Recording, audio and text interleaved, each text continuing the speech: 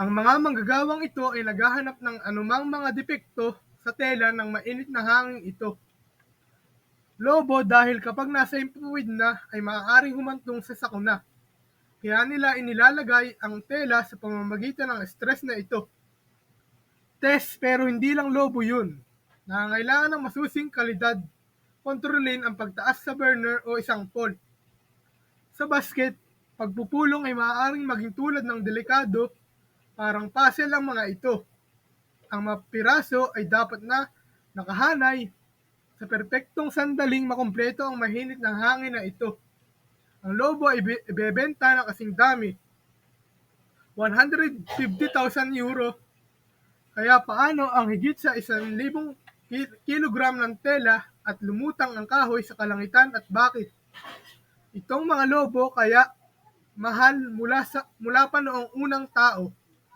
Paglipad ng hot air balloon sa 1983 mga tao ang nabihag ng maranasan ito.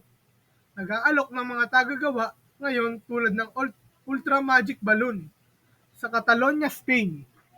Panatilihin itong simplicity habang modernisasyon nito ang lahat ay nagsisimula sa mga sobre ng hot air balloon ay sasakyang panghimpapawid.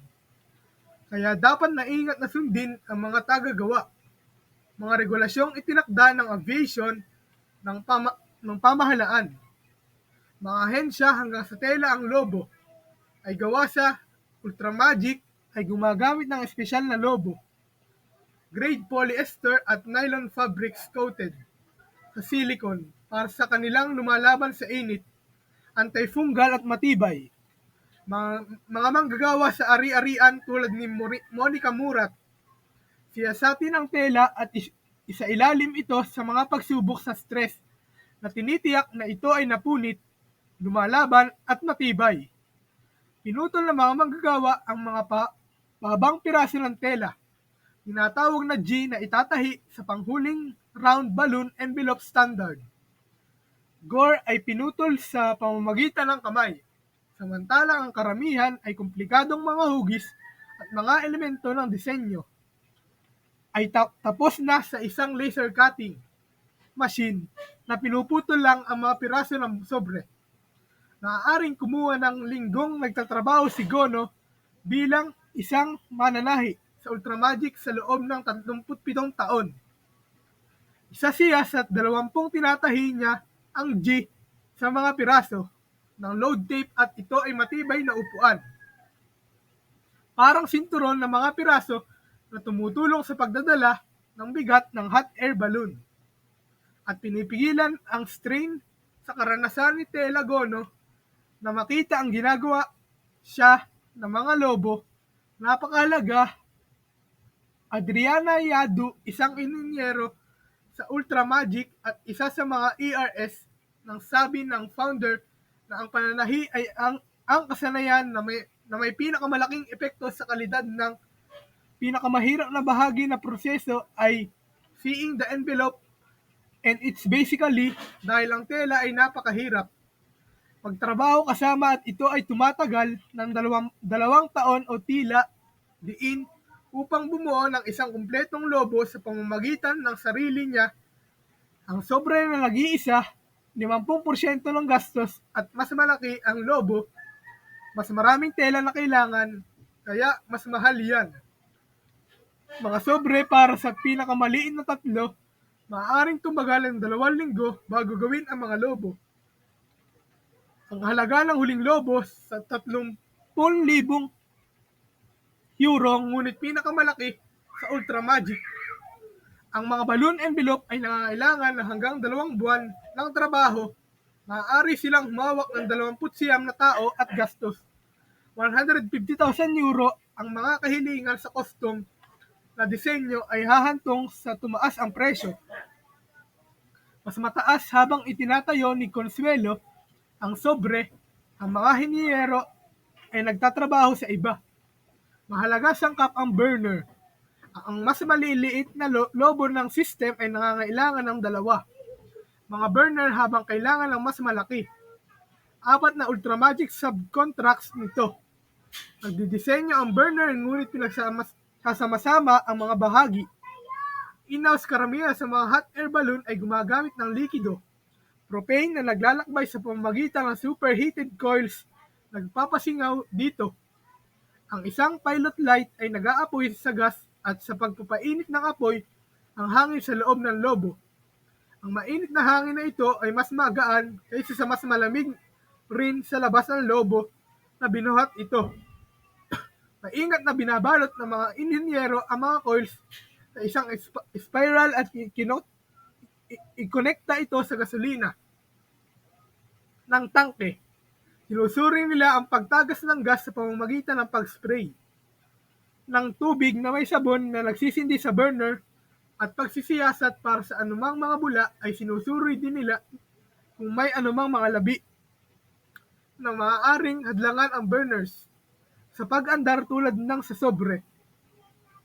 Anumang mga depekto dito ay maaaring ipagsapalaran ang burner. Nabigo at ang lobo ay nahulog mula sa langit. Sa isang lugar si Lin at ang kanyang team. Hinabi ng kamay ang mga basket ng mga pasahero. Sasakayin sa Mel ay naghahabi para sa Ultra Magic. Sa loob ng 16 na taon ay sinasabi niyang nagtatayo ng basket na kailangan ng maingat na pagtutulungan ng magkakasama ang Ultra Magic constructs nito. Mga basket sa labas, Retan, hindi ito aesthetic choice kundi practical. Ang isang run ay hindi lamang nagbabaluktot at matibay, sinisipsip nito ang anumang shock mula sa isang bumpy landing na nagpoprotekta sa mga pasahero. Sa loob ng mga kable na ito ay hinabi sa wicker basket at sa huli ay konektado sa envelope na tumutulong sa suportahan ng bigat ng basket ayon sa Ultra Magic. Ang Retan na materials pati na rin ang oras nito kinakailangan upang maayos ang pagbuo ng mga basket. Account para sa 30% ng isang balloons gastos kapag ang swimming engineering at ang mga departamento ng paghabi ay sa wakas. Natapos ang kanilang gawain, ang mga piraso ng puzzle ng hot air balloon ay handa na. Pinagsama-sama ang basket ay konektado sa isang metal na frame na sumusuporta din sa burner. Systems steel cables ay konektado sa sobre sa pamamagitan ng karabinas. Sumasali sa lahat ang mga elemento ng mainit na hangin.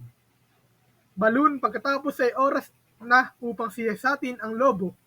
Isang koponan ang nagpapalaki ng 7.3 m sobre upang suriin kung may mga tagas na kanilang sinisiyasat.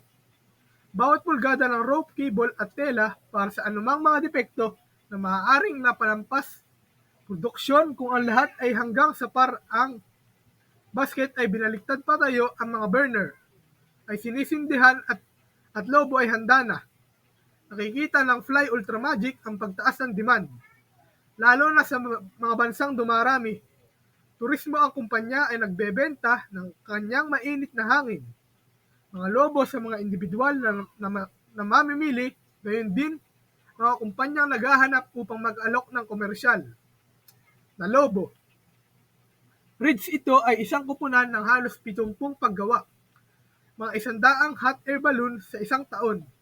Ngunit sabi ng kumpanya na nakatugon sa lumalaki demand ay mapanghamon ito ay nangangailangan ng oras upang sanayin ito. Mga empleyado sa naturang night skill sets kaya masyadong mabilis ang pagpapalawak ay maaaring dumating sa gastos ng kalidad kahit na ang pandaigdigang air balloon. Market ay inaasahan na rin lobo sa 11.5 billion ng 2027.